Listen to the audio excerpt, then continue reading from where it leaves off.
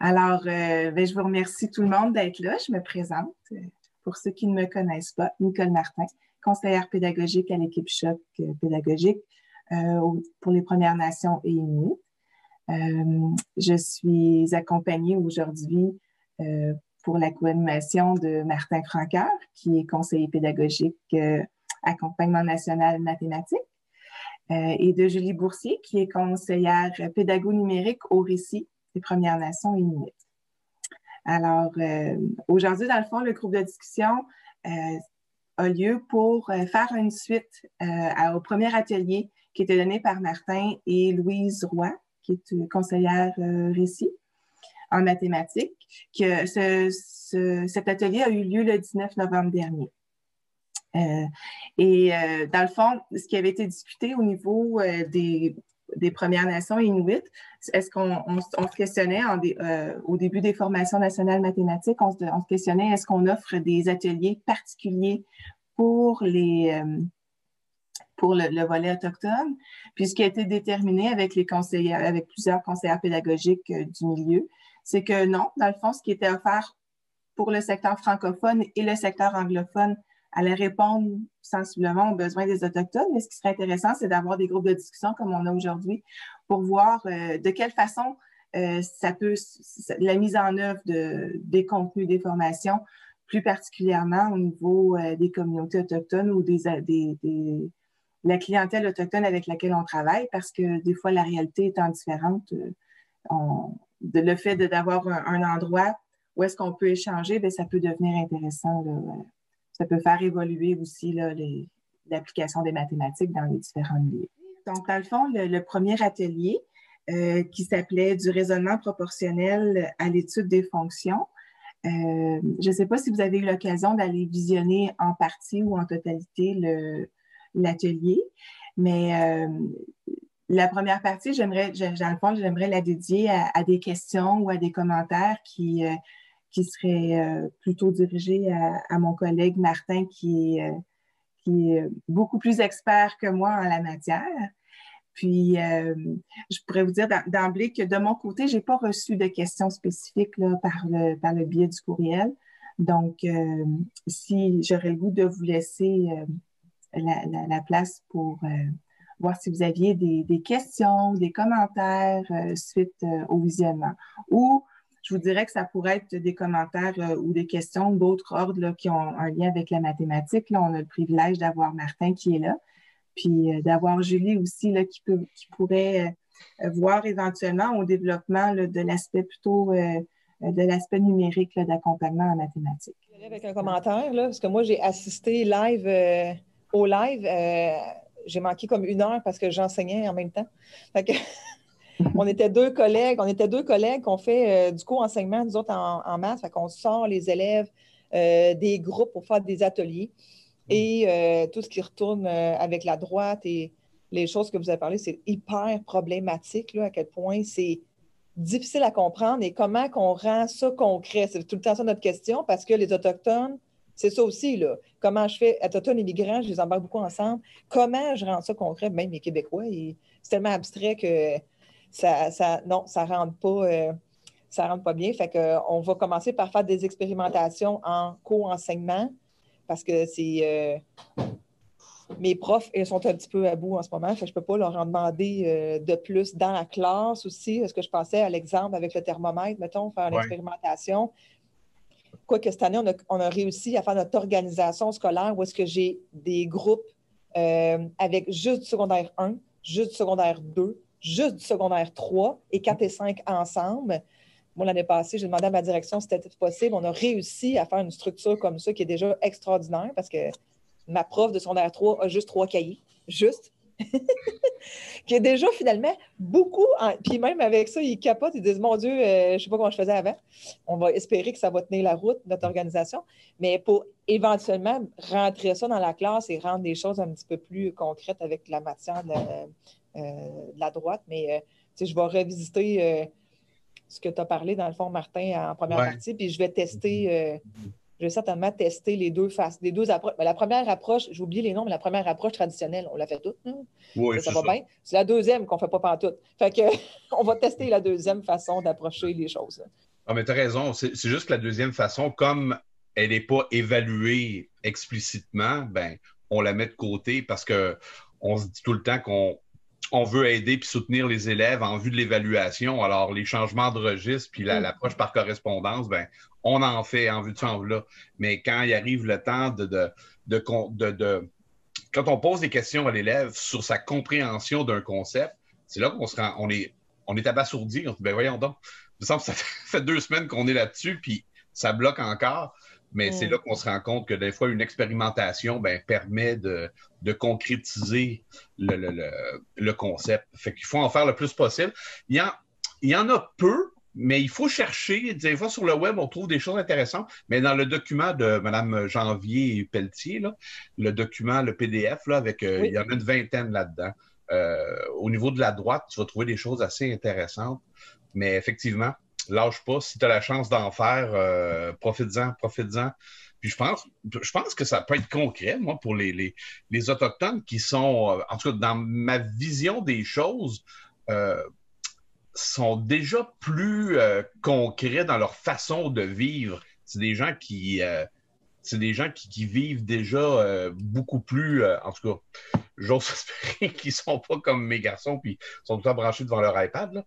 Mais ils vont en avoir aussi. Sauf que je pense qu'il y a beaucoup de situations concrètes qui peuvent être abordées dans le milieu, qui peuvent être modélisées avec la droite. C'est juste qu'il faut prendre le temps des fois mais tu as l'air à manquer de temps, toi. Ah, ben non, mais moi, j'ai trop d'idées dans la vie, là. Fait que j'ai bien des idées, mais j'ai de la misère à les. Mais un petit cue, en passant, je ne sais pas si tu en as parlé parce que j'ai manqué 1 heure, mais connais-tu Graphing Stories? Non, ça me dit rien. Graphing Stories, OK, tout le monde? J'ai parlé avec un CP Math. Là, je me suis dit, m'en aller voir au secteur jeune, hein, parce que là, voir qu'est-ce qu'ils connaissent. Et lui, il m'a parlé de Graphing Stories. C'est des courtes vidéos où est-ce qu'il y a comme exemple, il y a quelqu'un qui monte un escalier pour après ça arrêter et glisser. Et l'élève, après ça, on doit faire le graphique de ça, comme un peu le modéliser en partant. Après ça, on discute là-dessus. C'est des courtes vidéos, il n'y a pas de... Il n'y a pas de mots, le français-anglais. C'est vraiment juste une petite vidéo. Fait que c'est des profs qui sont amusés. Sont pas... J'en ai vu un autre hier qui était plus moyen, mais Graphic Stories, ça rend un peu visuel qu'est-ce qu'on pourrait mettre sous format d'un graphique et d'une droite au lieu de lire un texte et demander de OK, imagine-toi que tu montes la montagne et tu la descends. S'imaginer quelque chose, moi, en tout cas, mes immigrants ne sont pas capables. Fait que, au moins de le voir avec une vidéo, là, je trouvais ça intéressant, ce cul-là. Je te donne ça en passant. Oui, bien, je suis en train de le regarder pendant que tu parlais, puis je voyais la vidéo que ben, je ne l'ai pas fait jouer, là. Mais la deuxième, là, avec la je voyais la glissade. petite vignette là, avec l'escalier puis la glissade. Je la trouve vraiment super, celle-là. Tu vas voir le graphique ici, il faut le faire à la distance avec ses hanches, là, la personne. Fait que quand elle monte ses hanches, à un moment donné, elle s'assit, puis là, le graphique fait comme pouf parce qu'il s'assit. Oui, après c'est ça. ça. Là, il remonte. Vraiment de le voir. Fait que là, les profs sont comme amusés à se filmer. Dans pas long, moi-même, je vais faire une vidéo.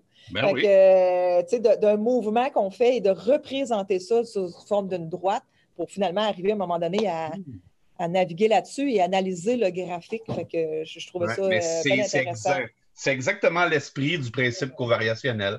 C'est ça, c'est de donner une expérience puis de passer de la situation à la représentation graphique. C'est exactement ça. Ah, c'est intéressant, bien merci. Ils sont déjà faits, c'est pas très long, c'est moins de 5 minutes les vidéos, là, fait que vous pouvez vous amuser. J'ai pas eu le temps de l'essayer, hein, parce que c'est ça, mais c'est mon prochain objectif d'essayer ça puis de forcer les élèves à représenter ça. Ils ont bien la misère à représenter. Oui, c'est mon point. Oui. Très bonne idée. Wow! Même moi qui n'ai pas du tout CP Maths, je viens d'aller voir ça, là, puis c'est vraiment... C'est intéressant. Puis effectivement, le fait que ce soit... C'est sans parole. C'est seulement la situation, dans le fond, la vidéo de la situation, c'est merveilleux. Bien, il y a de l'anglais un peu. Là, quand tu regardes les graphiques, des fois, c'est en anglais, là, mais c'est pas de la grosse affaire. Là. Le mot qui est écrit, je veux dire, à un moment donné, time, tu sais, c'est le temps. Là. Sont pas, c'est pas spé. C'est pas de la... Au moins, il n'y a pas besoin d'entendre parler. Là. C'est vraiment... Je pense que c'est facilement adaptable. On va le tester, en tout cas, chose certaine. Ah oui, c'est certain. Puis je vais diffuser aussi. Hey, mais merci beaucoup. C'était un beau commentaire.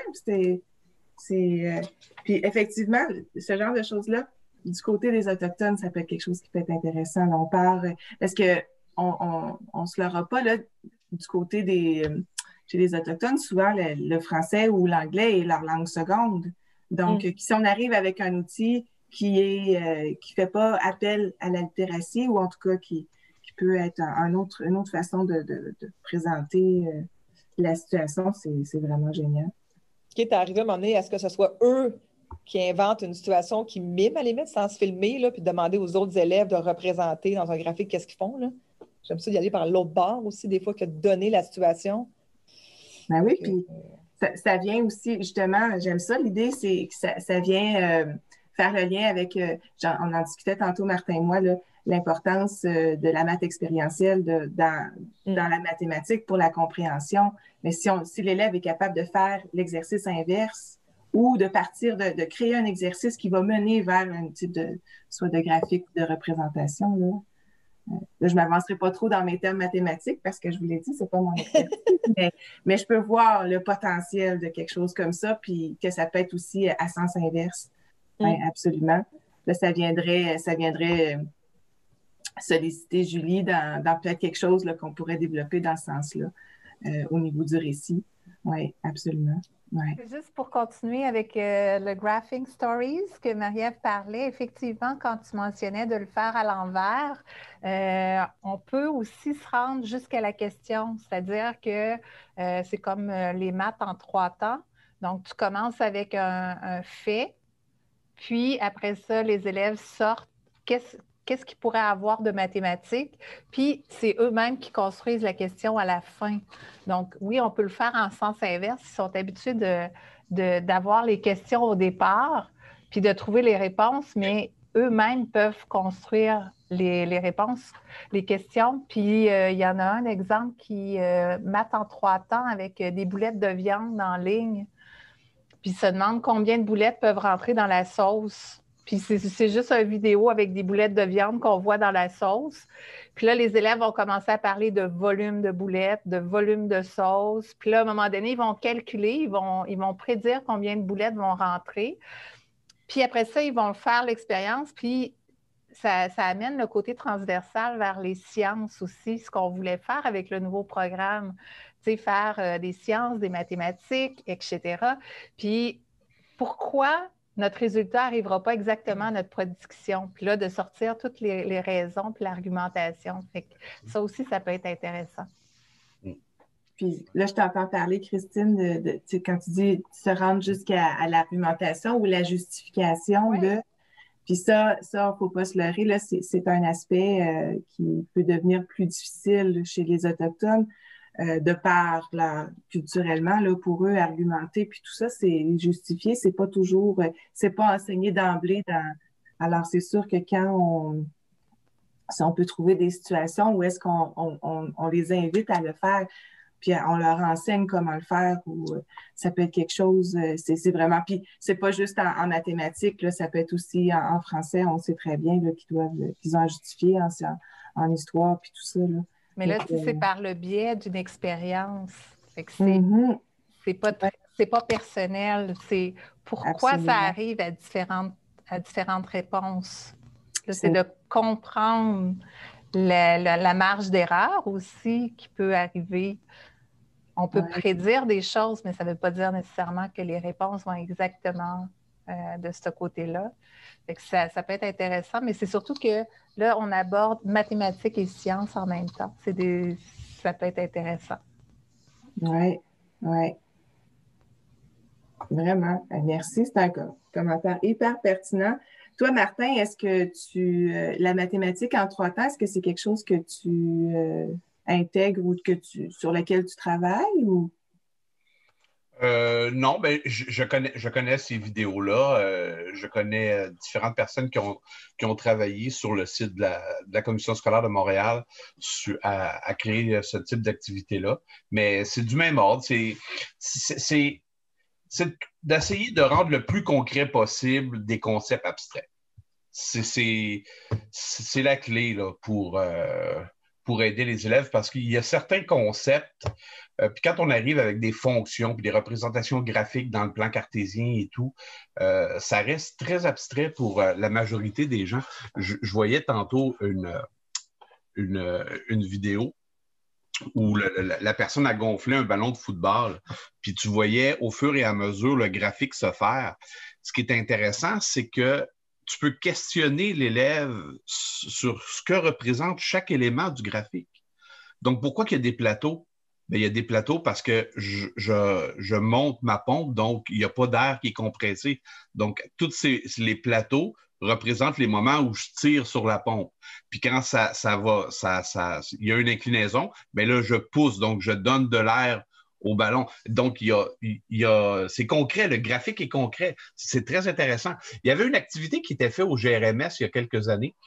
C'était... on devait décrire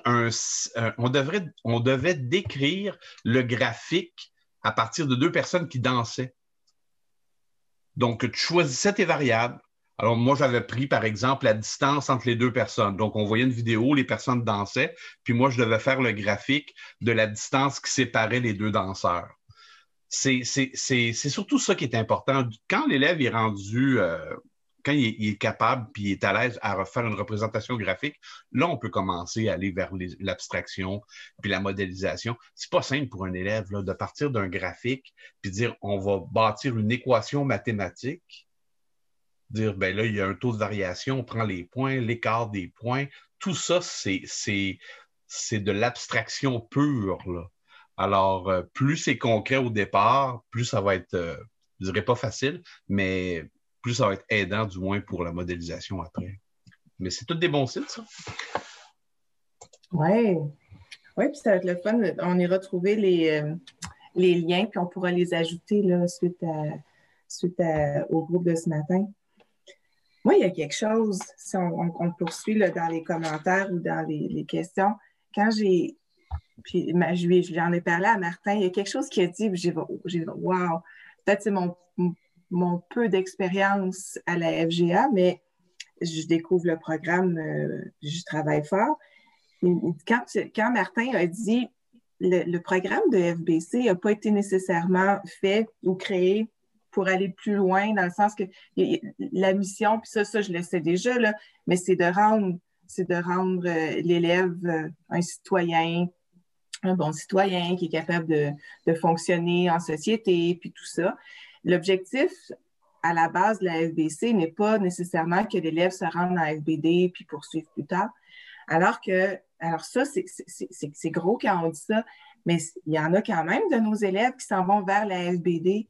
Alors, où est-ce que vous croyez qu'on devrait mettre l'emphase sur l'emphase dans l'enseignement pour un élève, par exemple, qui veut aller en FBD ou comment vous abordez ça, vous, dans vos centres? Parce que quand j'ai entendu ça, j'ai fait comme moi, c'est vrai, il faut vraiment y voir. Oui, Marie-Ève? Oui. Ce que je trouve, dans le fond, difficile, oui, je suis d'accord avec Martin, qu'est-ce que tu dis, mais tu sais, nous autres, au bout du compte, en secondaire 2, ils ne réussissent pas quand même, là.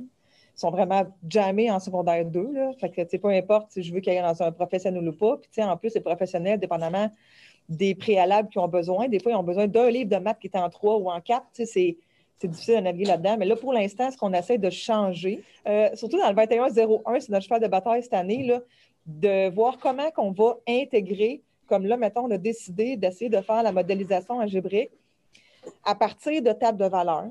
On ne nommera pas table de valeurs, on va appeler ça un tableau, en prévision du 30-51. Que déjà, il essaie de mettre des données dans un tableau pour en dégager une régularité et arriver à un modèle. Je ne parle pas de droite, je ne parle pas de tout ça, de mots de vocabulaire comme ça, mais c'est pour l'aider, mais qui arrive dans son 30-51, parce que c'est comme la première fois de leur vie, en secondaire 3, qu'ils voient des tables de valeurs. Fait que ça n'a pas de bon sens non plus. Là.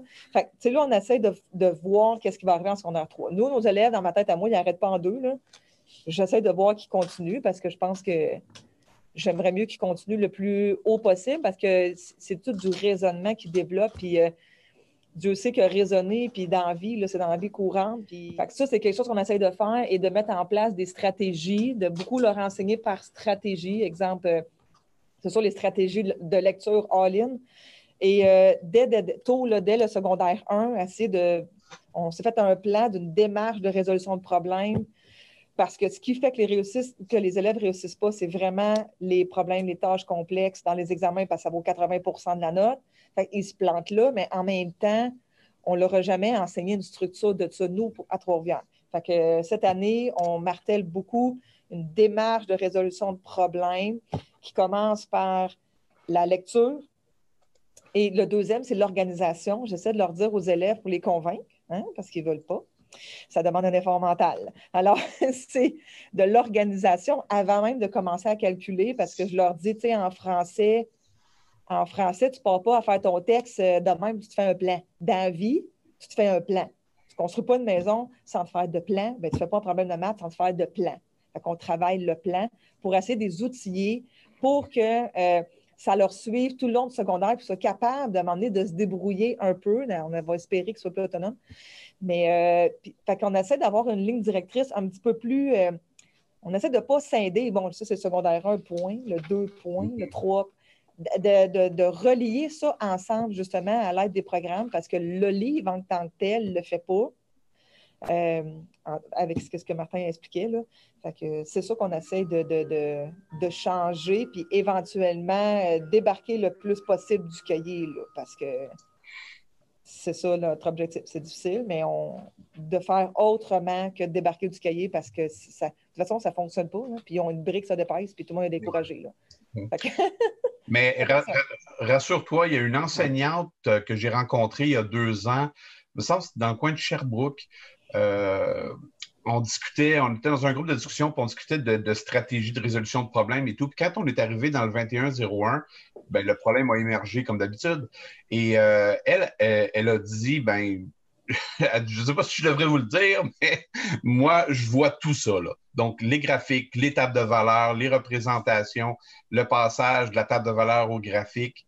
Bien, de la même façon que tu disais, sans nommer les choses, sans se remplir de vocabulaire, sans obstacle. Donc, d'y aller comme ça, puis d'emmener tranquillement le concept de relation entre deux quantités. Et elle disait que, les élèves, ils réussissent mieux parce que ça lui permettait de bien expliquer le concept de proportionnalité. Parce que c'est une droite qui passe par 0, la proportion. Alors, elle disait que c'était beaucoup plus facile. Puis dans un deuxième temps, les élèves passent beaucoup moins de temps dans le 30-51 quand ils ont fait ça.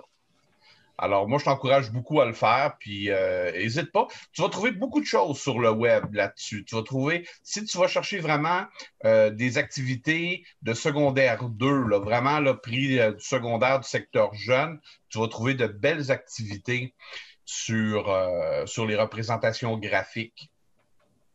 Puis tout le raisonnement proportionnel ou le raisonnement inversement proportionnel qui est vu en secondaire 2, puis dont on présente la représentation graphique en secondaire 3 sans que l'élève fasse le lien. C'est un peu, j'avoue que c'est embêtant, c'est pas simple, là. Alors, je comprends très bien les obstacles et les difficultés que les élèves rencontrent à ce moment-là, mais c'est une très bonne façon de faire. Puis, mais le programme n'est pas fait comme ça. Il était fait pour rendre les élèves fonctionnels. Alors, gêne-toi pas. Je trouve que ça ne les rend pas nécessairement plus fonctionnels, là, à mon avis, là. Ah non! Mais... Ça, c'est autre chose. Mais... À part que le 11-01, je suis d'accord, les finances, là, oui, ça l'aide, c'est sûr, mais tu sais, les autres choses... En tout cas, mais je vais vraiment expérimenter ça puis essayer de préparer vraiment à son... Sinon, il y a une trop grosse marche entre le 2 et le 3, fait qu'il se plante tout le temps, c'est une claque d'en face, là, fait que c'est... Oui. Mais c'est souvent pour ça, hein, quand les enseignants disent que les élèves mettent beaucoup de temps dans le 30-51, ben c'est parce qu'il y a tout le concept de relation entre deux quantités, la représentation graphique. Ensuite de ça, il y a toute l'idée du taux de variation qui est lié aux marches, aux contre-marches. C'est beaucoup de concepts abstraits puis qui doivent être consolidés avant de faire une résolution de problème. Ben oui. Surtout que dans ce cours-là, tu peux avoir des systèmes d'équations, puis l'élève doit résoudre le système d'équations. C'est énorme d'un point de vue de l'abstraction. Fait que si la base n'est pas solide, ils ne doivent pas très bien. Avant, juste ça, avant, c'était séparé en 2 niveaux, là. Oui. Avant, c'était en secondaire 3, puis en secondaire 4, on faisait les systèmes. Là, ils ont tout mis ça dans un. C'est comme, tabarouette, effectivement, c'est beaucoup de concepts abstraits qu'on va essayer c'est ça. On va expérimenter en tout cas autrement. De toute façon, en restant tel quel, là, on va se buter tout le temps la même affaire. Fait qu'on essaie de changer et d'aborder ça autrement. On se casse le bicycle beaucoup, mais on est bien motivés pareil. Et ce que j'en retiens de votre discussion, c'est que si un enseignant ou en fait, s'il y a un endroit où en FBC où on doit vraiment mettre les bouchées doubles ou prendre vraiment le temps de s'assurer que les élèves maîtrisent bien les contenus, c'est particulièrement en 2101. Puis que ça va vraiment aider l'élève là, à poursuivre au niveau de la FBC, de la FBD, pardon. Bien, c'est sûr que le 2101, c'est un gros morceau, étant donné que c'est là qui commence l'algèbre, qui va les suivre après ça dans tous les niveaux. Mais il y a des concepts dans le 2102 qui sont tout aussi importants. Le secondaire 2, une énorme marche par rapport à secondaire 1. Là. Mais là, nous, parce qu'ils commencent par le 2101, les élèves, on commence par vraiment essayer de modifier nos façons de faire pour comment j'introduis l'algèbre, comment je fais pour sortir une équation d'un algèbre, d'un texte. Fait que c'est notre cheval de bataille là, pour, en tout cas, la première année. Là. Mais qu'on ait trouvé une formule, puis qu'on est capable de l'intégrer dans la classe. Après ça, on va sûrement aller vers un autre défi. Là. Si je ne me trompe pas, au Chemin du Roi, vous faites déjà aussi, les enseignants de maths là, font des périodes d'atelier aussi avec les élèves, hein, je crois. Bien, c'est ça le co-enseignement. C'est ça que moi, je fais cette année en co-enseignement. Fait qu'on prend certains élèves dans le même cahier pour, tu sais, comme là, mettons, cette année, en secondaire 2, on les prend tous au départ de l'algèbre. Nous, on prend les cahiers brouillés-boutillés et rapidement, au début, quand ils font isoler une variable qui est complètement abstrait et souvent mal compris, il n'y a pas beaucoup d'exercices. Puis rapidement, tu as une page d'exercice, tu as 4-5 numéros, puis après ça, tu embarques tout des fractions, des parenthèses. Tu sais, ça monte super vite de niveau. Fait que là, c'est sûr que d'un numéro à l'autre, ils se butent tout le temps, les élèves, ils ne sont jamais capables d'avancer. Fait que là, nous, on a comme décortiqué ça sur pratiquement 1 mois, juste pour prendre le temps qu'ils comprennent bien comment isoler une variable, de rendre ça un peu plus concret, d'utiliser la méthode en balance, puis les élèves sont vraiment plus habiles, puis ça les aide nécessairement pour un chapitre qui est sur la géométrie. Fait que, tu sais, on le sait qu'on tape quand même sur le bon clou. Puis après que ça soit quand même assez solide, pas parfait parce qu'il commence, mais quand même assez solide, après ça, on embarque dans les modélisations algébriques. Là. Fait que, on passe beaucoup de temps là, pour le 2101, oui, cette année. Peut-être l'année prochaine, ça va être autrement parce que là, ça va avoir pris une nouvelle place aussi dans la classe parce que les enseignants, là, j'ai comme cette année fini d'équiper toutes les classes en tableau interactif. Fait qu'ils commencent à faire des ateliers en classe. Puis en plus, par notre structure, cette année où est-ce que j'ai juste des élèves de 1, de 2 ou de 3 dans ma classe, les profs sont plus capables de faire de courts ateliers plus souvent, de 15-20 minutes dans la classe même, là, parce qu'on a allégé, on n'a pas allégé la tâche, mais la dispersion là, des cahiers. Fait que ça, puis avec les tableaux interactifs, fait qu'on... De plus en plus, les profs commencent à prendre le beat d'enseigner carrément dans la classe, ce qui n'était pas fait avant. Là. Oui, c'était vraiment plus individualisé, là, où est-ce que chacun faisait ses choses dans son cahier. C'est ça. Puis c'est sûr que je ne pense pas qu'en 1, 2, 3, c'est vraiment viable. Mm-hmm. Ils sont trop faibles pour faire des liens significatifs par eux-mêmes. Et finalement, au bout du compte, ils font des mauvais liens. Il faut que tu recommences pareil. Fait que, tu sais, tant qu'à y être, on va essayer de faire en ligne droite tout de suite en partant parce que déconstruire, c'est bien plus long. Puis en plus, les élèves sont souvent hyper rigides à une nouvelle façon. Fait que là, parce qu'ils ont vécu beaucoup d'échecs, ils veulent comme apprendre le truc et apprendre. Donne-moi la façon de l'appliquer, ça va être beau, là, mais tu sais, c'est pas de même, ça marche en maths. Là. Fait que tu sais, on essaie de les rendre plus confiants en leur capacité de réfléchir que d'appliquer, là. Je ne veux pas qu'ils appliquent. Je veux que tu réfléchisses. Tu me dises pourquoi tu as fait ça, pourquoi tu as fait ci, et puis explique-moi, verbalise, Seigneur. Ça, c'est difficile. C'est beaucoup de choses à travailler, mais c'est le fun. C'est vraiment motivant, mais on voit des résultats. Il y a des élèves, tu sais, quand tu vois le déclic dans les yeux d'un élève, tu te dis, OK, c'est beau, je suis dans la bonne voie. Et là, ça, on envoie en co-enseignement. Fait que, je suis contente de voir que, OK, ça veut dire qu'on est sur la bonne track, puis ça va, là, on continue dans celle-là. Ah oui. Mais j'ai hâte de. Il faut faire qu'on se reparle l'an prochain. J'ai hâte de voir qu'est-ce que ça va avoir donné, comment vous allez voir là, le fruit de ce que vous investissez en termes de temps, puis de modifier votre enseignement, puis tout ça, là, ça va être super pertinent. Puis, toutes les semaines, je rencontre, une fois par semaine, je rencontre un niveau. Fait qu'une semaine, c'est mes profs de secondaire 1, après ça, mes profs de secondaire 2, puis secondaire 3, avec Christine, avec l'orthopédagogue, avec moi, puis ma collègue de co-enseignement. Et ensemble, on brainstorm sur comment qu'on va faire pour...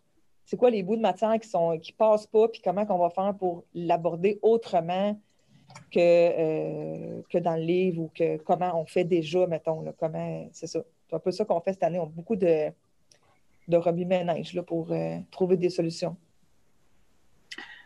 Puis, tu disais quelque chose de super pertinent aussi. Il faut amener les élèves à réfléchir. Il ne faut pas qu'ils s'aillent toujours à juste vouloir appliquer. Comment on applique, comment on résout, mais réfléchir puis bien comprendre. Ça revient à la démarche de résolution de problèmes qu'il faut instaurer. Puis il faut que les élèves prennent le temps de bien mettre la table, de bien comprendre ce qu'ils ont à faire, d'aller chercher aussi les concepts, les informations qu'ils vont avoir besoin pour pouvoir résoudre. Puis ça, il y a comme, je ne sais pas si je pense que c'est propre à chaque étudiant là, qui veut bien performer, ou ben, en tout cas, au départ, là, ils veulent aller tout de suite à la réponse. Puis des fois, ça, c'est une image que j'utilisais avec mes élèves, mais des fois, le questionnement ou ce que tu as à résoudre est juste ici, puis là, je me mets de profil, là, mais la réponse, elle est là. Mais là, comment tu vas gérer ça entre-temps, entre les deux? Qu'est-ce que tu dois aller chercher comme savoir? Comment tu dois l'organiser? Puis c'est souvent cette partie-là où les élèves sont vraiment, ils deviennent démunis. Puis c'est ça qu'il faut leur enseigner, à comment on gère ça, là, entre la question puis la réponse. Oui. Puis c'est un travail, des fois malheureusement, puis ça c'est peut-être une opinion personnelle, mais justement, si on est capable de sortir du cahier un petit peu, puis de mettre l'élève en situation, ça va venir stimuler là, justement comment on gère ça, là, l'espace là, incertain, là, où est-ce qu'on connaît. Parce que souvent, quand on les met en situation, finalement, ils font les étapes. Là. Ils n'ont pas le choix de se dire, OK, comment je vais faire pour m'en sortir, mais quand ils le voient écrit, tout d'un coup, il n'y en a plus d'étapes. Ils ne savent plus, là. Mais pourtant, je les mets dans une situation, c'est comme, OK, fais-moi ça, je te donne... J'avais fait l'année passée une activité d'emballage de cadeaux de Noël, j'avais peut-être déjà parlé, mais en tout cas, puis là, il était parti avec papier de Noël puis une boîte. Faut que tu m'emballes ça avec une découpe dans ton papier. C'est tout ce que j'ai dit. Puis en équipe, ils ont brainstormé, ils ont compris qu'il fallait qu'ils fassent le développement, qu'ils dessinent leur développement, qu'ils allaient découper ça. Tu sais, mais j'aurais marqué ça dans un texte. Je dis, c'est quoi la première affaire que tu aurais faite? C'est pas. Faut comme on passe encore avec le concret. Fait que, tu sais, c'est... Je pense que les mathématiques, il faut absolument manipuler des choses. C'est dur en COVID, vous me direz. Là. Moi, je mets plein de choses en quarantaine. J'ai une section en quarantaine.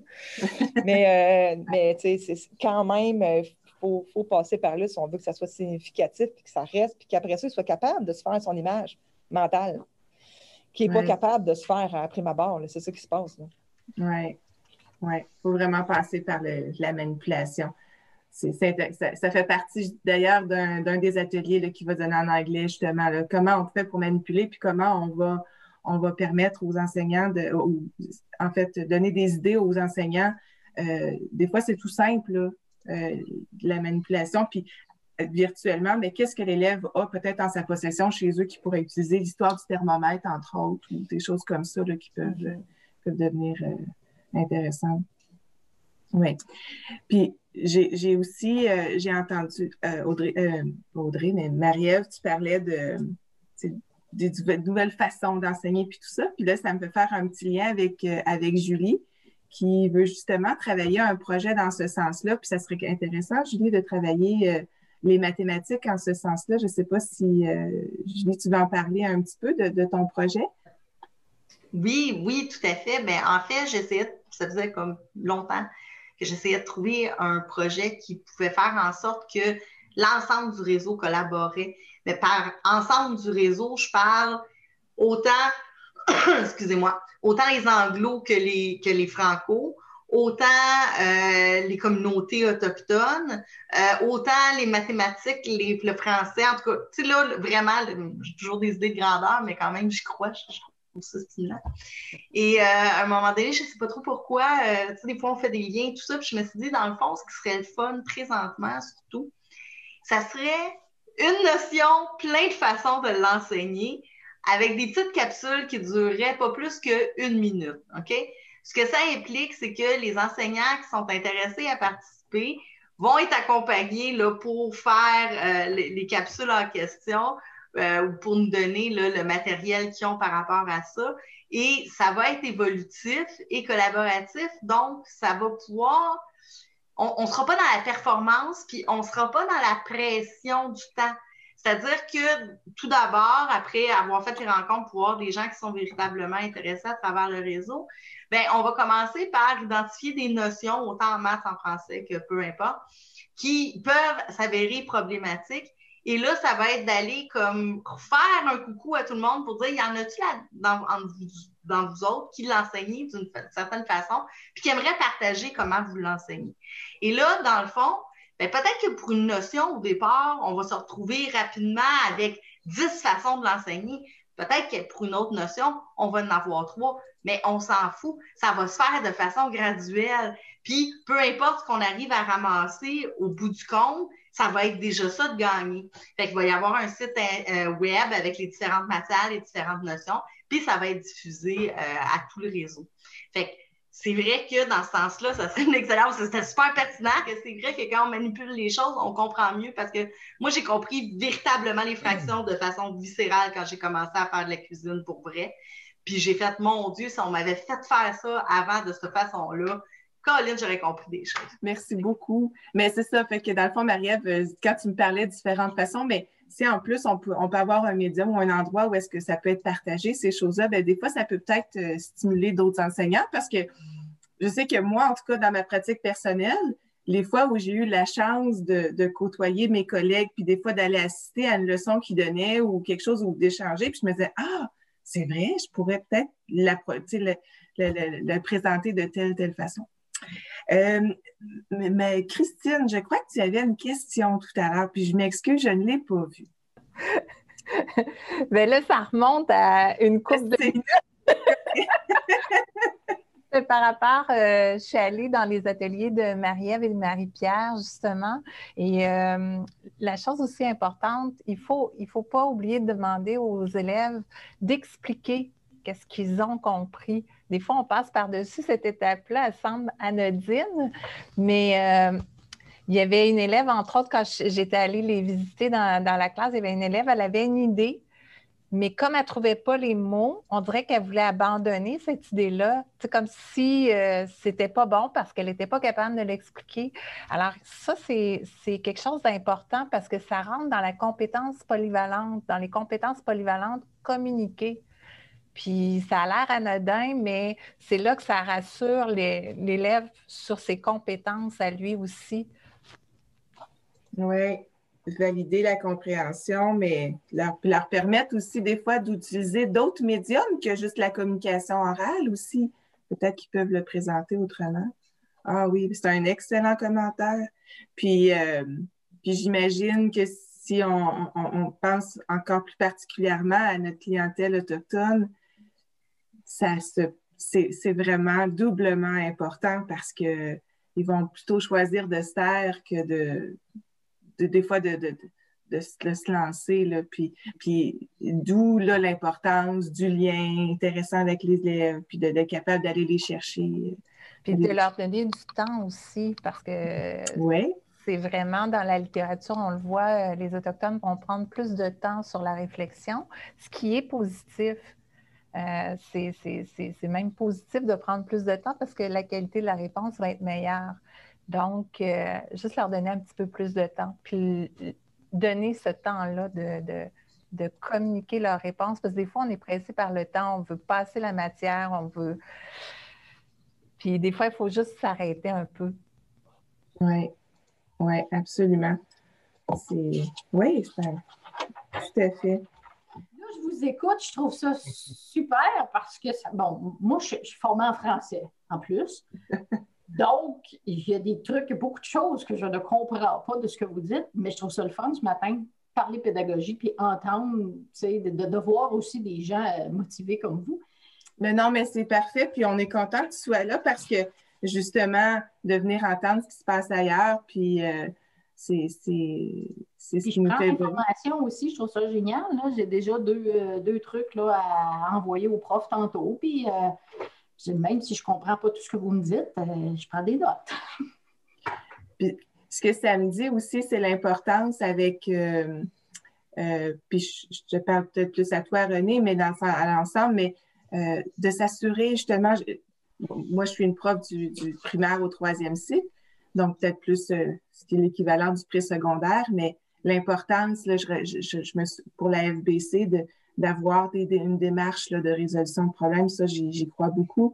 Puis, c'est quelque chose, René, qu'on pourrait regarder ensemble, là, puis aussi voir peut-être Marie-Ève éventuellement aller solliciter votre expertise par rapport à genre de démarche que vous avez élaboré, là, s'assurer que ces démarches-là soient présentes là, au niveau des communautés autochtones, entre autres.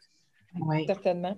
On l'a comme bâti comme on pensait le bâtir, mais on s'est quand même référé à certaines documentations là, pour arriver à faire une démarche qui rentrait sur une page, parce que déjà, c'est un tableau. On essaie de ne pas trop faire ça lourd, mais il y a quand même, on a comme élaboré comme 5 étapes. C'est ça qu'on expérimente. On va voir. Je peux peut-être vous partager le lien. Je vais essayer de partager le lien quand même de mon document, peut-être pour l'avoir au moins peut-être en format PDF, quelque chose comme ça. Là. Mais ce serait vraiment apprécié. Toi, Martin, est-ce que tu es au courant si dans le réseau, ça existe déjà? Est-ce qu'il y a des canevas de démarches de résolution de problèmes qui sont déjà plus spécifiques à la FGA ou pas tant? Non, pas tant, pas spécifique à la FGA, mais je sais qu'au début, quand la FBC s'implantait autour de 2007-2008, il y a beaucoup d'enseignants qui avaient créé des canevas pour offrir une méthode aux élèves, puis ils la laissaient tomber là, peu à peu. Là. Mais je pense que sur le web, on serait capable d'en retrouver, ou même sur Alexandrie, il devrait en avoir beaucoup, parce que il me semble que c'était assez populaire il y a quelques années. Mais en tout cas, je pense que pour la FBC, ça serait quelque chose qui deviendrait... Si ça a été délaissé avec les années, je ne suis pas certain que c'est dépassé. Puis au contraire, je pense que ça pourrait redevenir quelque chose de très actuel parce que souvent, ils ont justement la démarche, ça permet de s'arrêter puis de prendre le temps d'y aller avec chacune des étapes. Si on veut voir là, les choses importantes. Je me demandais, Martin, parce que tu as fait référence pendant la rencontre, puis je sais que c'est un document important, le document de Mme Janvier puis de M. Pelletier. Est-ce que tu peux nous en parler juste un petit peu avant de conclure là, pour voir quelle utilité on peut en faire, puis dans quel contexte on est? Oui, en fait, je pense que le contexte du document, il est en lien avec le cours qui est donné. Justement, c'est un cours de 3e année au bac, un cours de didactique des mathématiques, dans lequel on voit le principe covariationnel, c'est-à-dire de la mathématique expérimentale afin d'emmener l'élève à consolider le concept de fonction. Donc, je pense que c'est dans ce contexte-là que ce document-là a été créé. Ce que je peux dire du document, c'est qu'un, il est très, très facile d'accès. Ça se lit très, très, très bien. Et chaque étape du processus est bien expliquée au départ. Et après ça, il y a 21 activités. Et chaque activité est vraiment défait, là, morceau par morceau. Là. Puis on donne des pistes pédagogiques. Voici comment questionner l'élève. Voici ce que vous devriez vous attendre de l'élève. Voici le type de production attendu.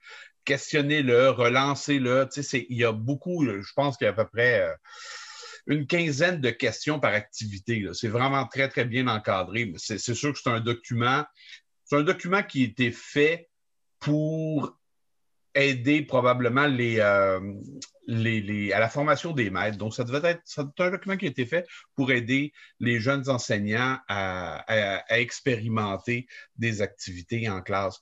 La majorité des activités sont du niveau secondaire 2, secondaire 3, mais il y a tout le temps des pistes pour aller plus loin. À la fin, là, ça dit, vous pouvez prendre cette expérimentation-là et l'analyser sous tel angle pour la faire en 4e secondaire, par exemple. Donc, mais à partir de là, on va en trouver, c'est redevenu à la mode depuis quelques années. On va en avoir, il y en a beaucoup du côté anglophone. Là. Du côté anglophone, si on va chercher certains auteurs comme Dan Meyer et compagnie, là, on va en trouver plein. Au secteur francophone, c'est un petit peu plus dur à trouver. On en a encore dans des documents vraiment de référence ou dans des recherches, des thèses, des trucs comme ça, on va en avoir. Mais si on cherche, on va trouver des trucs intéressants. Mais je pense que si on demande aussi à la communauté, si on va sur le salon des enseignants, puis on demande à la communauté des enseignants de mathématiques des suggestions, je suis sûr que vous allez avoir beaucoup de gens qui vont vous répondre parce que c'est bien à la mode. Mais parfait. Ben, merci beaucoup. Ouais, pour moi, c'est déjà plus clair. Là, moi encore une fois, qui n'est pas une experte, mais vraiment. Parce que je suis allée le voir là, en diagonale, mais je vais aller regarder un peu plus pour être en mesure de le suggérer justement aux enseignants que j'accompagne, parce que c'est une belle base. Puis voire même, il y a peut-être quelque chose à faire au niveau des traductions, aussi de traduire certains aspects.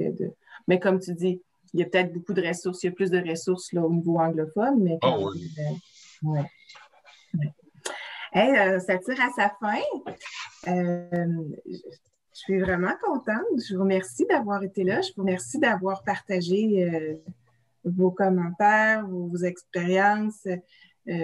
Marie-Ève, Christine, ça a été vraiment intéressant de voir ce qui se passe dans votre centre. Puis, on a probablement, je ne sais pas si on a répondu aux questions plus spécifiques en termes des Autochtones, mais je suis contente de voir l'attention que vous y portez.